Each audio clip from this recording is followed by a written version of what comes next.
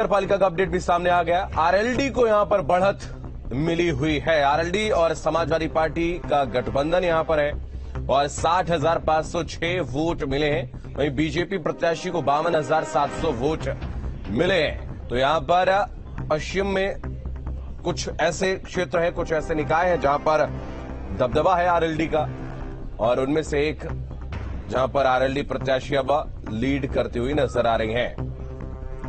तो दूसरे नंबर पर मेरठ की अगर हम बात करें तो यहां पर एसपी है और हरिकांत अहलुवालिया जो कि बीजेपी से है 36,452 वोट के साथ इस वक्त नंबर 1 पर बने हुए हैं। तो हर एक अपडेट न्यूज स्टेट सबसे पहले आप तक पहुंचा रहा। देखिए नगर पालिका की टैली और सामने आगे बीजेपी 89 पर, बीएसपी 23, एसपी 36, कांग्रेस 5 और अदर्स इस वक्त 96 सीट पर लीड कर रहे हैं। तो तमाम अपडेट लगातार न्यूज स्टेट आप तक पहुंचा रहा है। हमारे साथ इस वक्त पूजा हमारी सहयोगी जुड़ी हैं। पूजा, आपके पास आएंगे, क्या कुछ इस दौरान अपडेट है?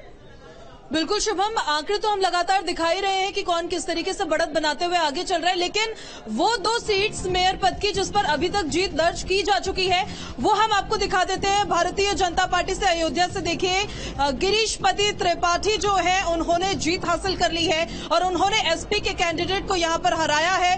बड़ी खबर है और ये बड़ी अपडेट इस वक्त की अयोध्या से हम आपको बता रहे हैं। समाजवादी पार्टी से उनके सामने देखिए थे, आप देख सकते हैं आशीष पांडे टीपू, जिनको उन्होंने इस चुनावी मैदान में हरा दिया है। ये हम बात कर रहे हैं अभी अयोध्या की। अयोध्या से आगे बढ़ेंगे और बात करेंगे झांसी की, तो उसमें बता दें उसमें भी बीजेपी ने जीत दर्ज की है और बीजेपी के बिहारी लाल आर्या ने समाजवादी पार्टी, बीएसपी, कांग्रेस से आगे बढ़ते हुए ये जीत हासिल की।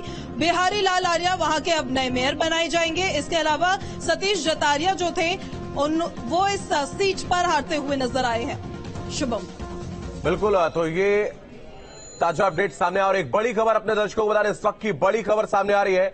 निकाय चुनाव से जुड़ी इस वक्त की बड़ी खबर अपने दर्शकों को बता रहे, लगातार भारतीय जनता पार्टी लीड करे और गाजियाबाद में बीजेपी की जीत। इस वक्त की बड़ी खबर, बीजेपी की सुनीता दयाल को जीत मिली है। तो बड़ी खबर आपको बता दें, गाजियाबाद से सामने आ रही है, बीजेपी की सुनीता दयाल ने 90,000 से ज्यादा वोट से जीत दर्ज की है। तो बड़ी खबर आपको बता दें, गाजियाबाद में भारतीय जनता पार्टी ने जीत हासिल की है। तो बीजेपी की सुनीता दयाल को जीत मिली है।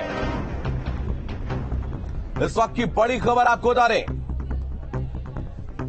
तो बड़ी खबर सामने आ रही है, बीजेपी की सुनीता दयाल ने 90,000 से ज्यादा वोटों से जीत हासिल की है। आनंद दुबे हमारे साथ बीजेपी प्रवक्ता बने हुए हैं। आनंद, आपके पास आएंगे, बड़ी जीत हासिल की है गाजियाबाद में। नहीं, देखिए, मैं जैसा आपको पहले ही कह रहा था कि जब नतीजे आएंगे तो आप देखेंगे कि न सिर्फ भारतीय जनता पार्टी के जो हमारे उम्मीदवार हैं वो जीते हैं, बल्कि जबरदस्त वोट से वो जीते हैं, ये आपको देखने को मिलेगा।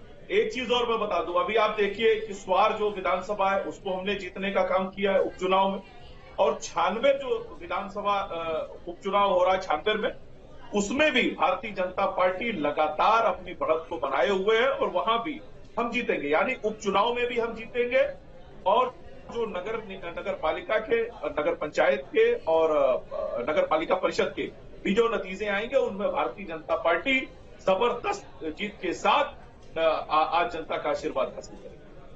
बिल्कुल धीरेन्द्र जी, मैं आपके पास आऊंगा। ये बड़ी जीत हासिल की है गाजियाबाद से सुनीता दयाल ने, अगर हम बात करें, और शहरों की पार्टी एक दौर में कहा जाता था भारतीय जनता पार्टी को, लेकिन नरेंद्र मोदी के चेहरे के आने के बाद गांव तक पहुंचती है, गांव में बड़ा वोट बैंक बनता है। जो ट्रेडिशनल वोटर्स थे किसी खास दल के, उन तमाम वोटरों को अपने पाले में लाने के बाद अब निकाय में भी प्रचंड जीत हासिल कर रही है। धीरेन्द्र जी, आज देखिए, इस समय बीजेपी ये कह सकते हैं कि उनके पास एक टाइम पार्टी का है। ये पार्टी के लिए गोल्डन टाइम है उनके पास। इस समय उनके पास एक ऐसा नेता मौजूद है जो अपने नाम से वोट खींच रहा है, न केवल इस राज्य में बल्कि बाहर से भी खींच रहा है और बाहर के राज्यों में भी उसकी मांग है। तो ऐसे में Yogi Adityanath law and order का एक पूरा, अगर मैं ये कहूं, कि एक चेहरा बन चुके हैं यहाँ स्टेट में।